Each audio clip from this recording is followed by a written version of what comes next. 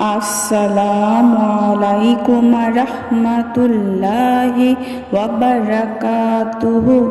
সুপ্রিয় সম্মানিত দর্শক ও শ্রোতা, আশা করি মহান রব্বুল আলামিনের দয়ায় আপনারা সকলেই ভালো আছেন।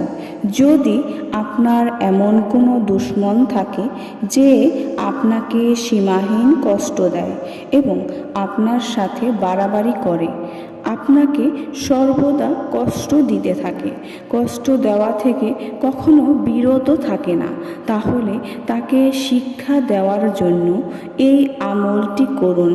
ইনশাআল্লাহ দুশ্মন থেকে নিরাপদে থাকবেন। ওজিফাটি কিভাবে করবেন? 5 ওয়াক্ত নামাজ অবশ্যই আদায় করবেন। ফজরের নামাজের পরে বসে সর্বপ্রথম 21 বার এই দুরূদটি পড়ুন।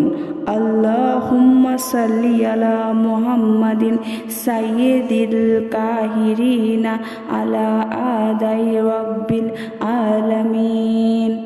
অতঃপর এই আয়াতটি 100 বার পড়ুন।